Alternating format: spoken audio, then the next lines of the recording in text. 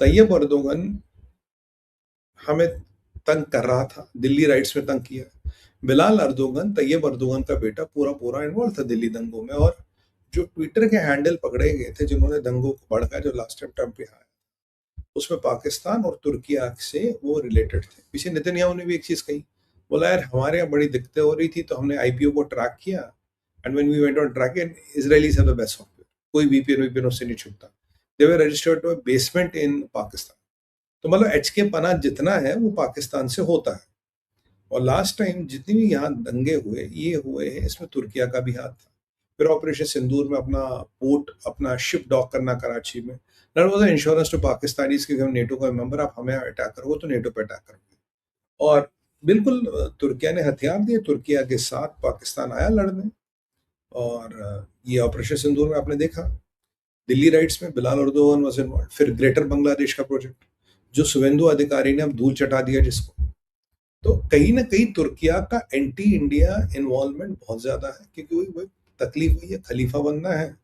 वो क्या, उमर दराज कंगला खलीफा, तो ये उसका पूरा वो है, मतलब ना, description. And economy is shaking, economy is in shambles, that is besides the point, but that is what Turkey is. Of Turkey under Tayyip Erdogan. Of Turkey under Mustafa Kemal Atatürk was radically different. वो तुर्की अगर जन्नत थी तो ये जहन्नम है। वही कि Iran under Shah and Iran under mullah Mojtaba Khamenei, ये कंप्लीटली डिफरेंट है। वैसे तुर्की में भी फर्क है, एंटायरली डिफरेंट। अब Mustafa Kemal Ataturk has been a great friend of India, बहुत अच्छी मित्रता थी हमारी। तो तैयब अर्दोगन नहीं, भाई इस्लामी फतूर, खलीफा बनना है, काफिरों को तंग करना। काफिरों को तंग करके तो मेडल कमाते हैं, और कहां से कमाए मेडल? समस्या यही तो है साहब, तक काफिरों को तंग कैसे करें।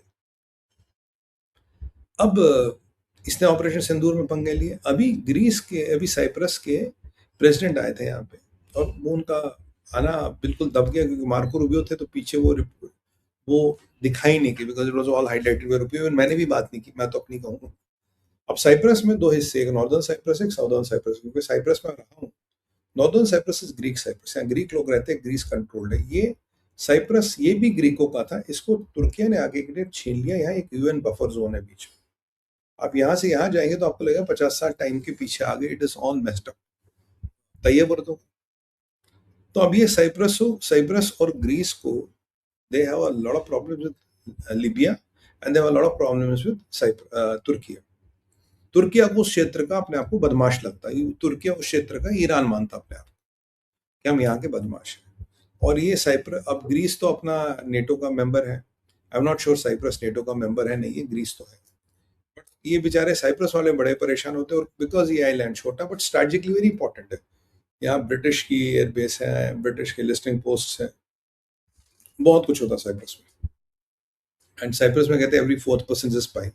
और साइप्रस के बारे में आपने म्यूनिक पिक्चर में भी देखा होगा, साइप्रस से Lebanon you can reach in a speed boat in couple of hours. A lot of Hezbollah operations, a lot of things happen around Cyprus. Cyprus के beaches in the night are beautiful, but they are full of activity at times. तो Cyprus को कोई समर्थन नहीं कर रहा था। अब तैयब अर्दोगन ने हमारे जरा आके पंगेबाजी की, तो हमारे तो भाई असूल हैं, घर में घुस के मारते हैं। अब भारत ने डिसाइड किया है कि अब भारत एक रीजनल पावर नहीं, ग्लोबल पावर बनने वाला है। तब कैसे? हमारे जो साइप्रस के प्रेसिडेंट साहब आए थे, मोदी जी के साथ बड़ी अच्छी मीटिंग हुई, और अभी उनके विदेश मंत्री से जयशंकर साहब भी मिले कल परसों। हमने डिसाइड किया कि most advance technology of missiles will be given to Cyprus, जिसमें ब्रह्मोस शामिल है। ब्रह्मोस, आकाश, और भी कुछ मिसाइल सिस्टम्स है और डिफेंस सिस्टम है जो हम साइप्रस को देंगे। जब से ब्रह्मोस का नाम तैयब अर्दोगन ने सुना, बेचारे के एसी में पसीने आ रहे हैं, क्योंकि उसे पता ब्रह्मोस को कोई नहीं रोक सकता।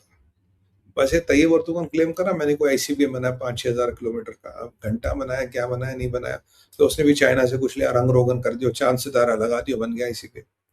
बट उन्हें पता है कि ब्रह्मोस ने पाकिस्तान की वाट लगा दी थी। इसीलिए जब ये साहब ब्रह्मोस आया तो तैयब अर्दोगन के हौसले पस्त है, और पूरा तुर्की मीडिया में लिखा, बेटा और ले ले भारत से पंगे, और कर ले पंगे, और बन जा मामा पाकिस्तान का, देखिए क्या हुआ तेरे साथ। और तू नेटो का मेंबर है नहीं, हमें घंटा फर्क नहीं पड़ता। और हमने साइप्रस को मिसाइल दी, और हम धीरे धीरे ग्रीस को भी देंगे। आप ग्रीस और साइप्रस को हथियार दो, टेक्नोलॉजी दो, वो तैयब अर्दोगन को उसके पिछवाड़े में जाके ठोक देंगे।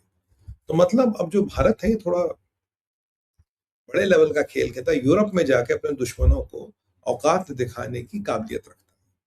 तो इसको देख के आप जानते हैं मेरा दिल तो बहुत खुश हुआ जितना मैंने तुर्किश मीडिया पढ़ा, और जो तुर्की में अपोजिशन के लीडर जिनको ये तैयब अर्दोगन दबा रहा था, इनको पार्लियामेंट से निकालने की कवायदे कर रहा था, नई नई तरकीबें लगा, खूब गाली दे रहे इसको। कहला भारत तो हमारा दोस्त था, क्या कर दिया तूने। और जब पूछा लाया, Bharat was the second one two respond, पहले इसराइल आया, और तू इतना एहसान फरामोश है, तूने ये कर दिया।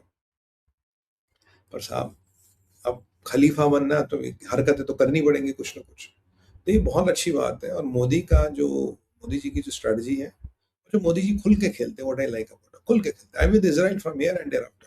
वहां साइप्रस को हथियार देना, ग्रीस को हथियार देना, खुल के देना। तैयब अर्दोगन ढंके की चोट पे दे रहे, अब जो कर ले जाके पहुंच अपने पापा ट्रम्प के पास, वहां रहो, अंकल अंकल ये क्या होगा, हमको माला, जाके बोल दो।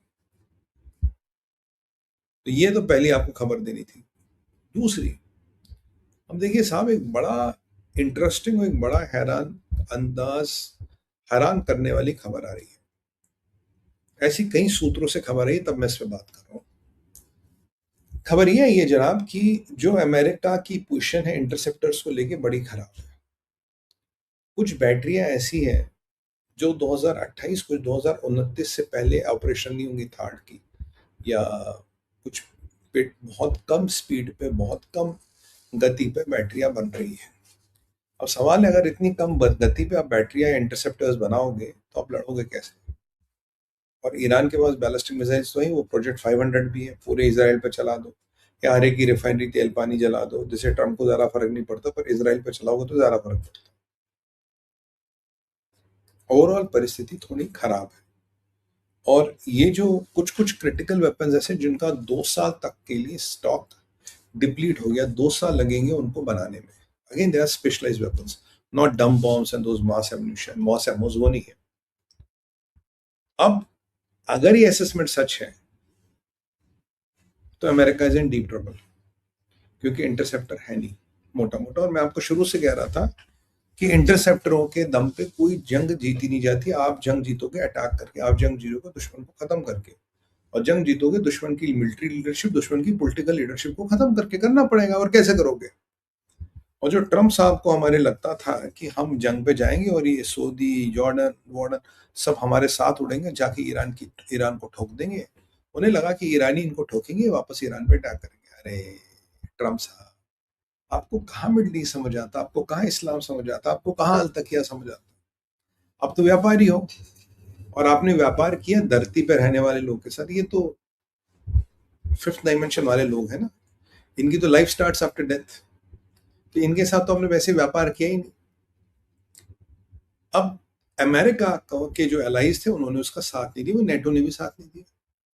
अब जो अमेरिका को लगा था मेरे इंटरसेप्टर मान लो जो 5000 है, ये 1-2 महीना 3 महीने चलेंगे, 3 महीने में मेरे अरब एलाइज भी आएंगे, मेरे नेटो के एलाइज भी आएंगे, मिल के ईरान की ऐसी तैसी कर देंगे। और एलाई के नाम पे एक साथ चला, वो है इसराइल, और बाकी सब घर में छुप गए।